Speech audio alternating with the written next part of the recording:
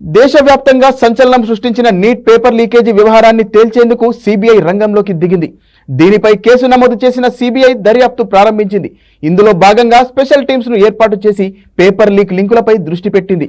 ఆ టీంలను బీహార్లోని పాట్నా, గుజరాత్లోని గోధ్రాకు పంపించింది. నీట్ పేపర్ లీక్ అయినట్లు ఈ రెండు చోట్ల పోలీసులు కేసు నమోదు చేయడంతో స్పెషల్ టీమ్స్ ను ఆయా ప్రాంతాలకు పంపింది. ఇటీవల జరిగిన నీట్ పేపర్ లీకేజీ వ్యవహారంపై విచారణ జరిపేందుకు సిబిఐ తనదైన శైలిలో దూకుడు పెంచింది. పేపర్ లీకేజీపై దర్యాప్తు వేగవంతం చేసిన సిబిఐ ప్రత్యేకమైన బృందాలను ఏర్పాటు చేసింది. నీట్ పేపర్ లీక్ అయినట్లు పోలీసులు కేసులు నమోదు చేయడంతో బీహార్లోని పాట్నా, గుజరాత్లోని గోధ్రాకు ఆయా బృందాలను పంపించింది.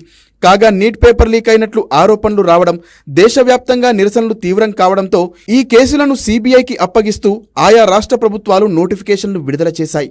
గుర్తు తెలియని వ్యక్తులపై ఐపీసీ సెక్షన్ 120B క్రిమినల్ కుట్ర, 420 చీటింగ్ సెక్షన్ల కింద సిబిఐ కేసు నమోదు చేసింది.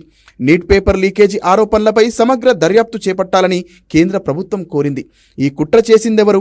ఇందులో ఎవరెవరున్నారు? ప్రభుత్వ సంస్థలు, ఉద్యోగుల ప్రమేయం ఉందా? ఈ కుట్ర చేసిందెవరు? ఇందులో ఎవరెవరున్నారు? ప్రభుత్వ సంస్థలు, ఉద్యోగుల ప్రమేయం ఉందా? తదితర విషయాలను తేలుస్తామని సిబిఐ అధికార ప్రతినిధి తెలిపారు. నీట్ పేపర్ మహారాష్ట్రలోనూ లీక్ అయినట్లు తెలుస్తోంది. పేపర్ లీకేజీ కేసులో 2 టీచర్లను అక్కడి పోలీసులు అదుపులోకి తీసుకుని విచారించారు.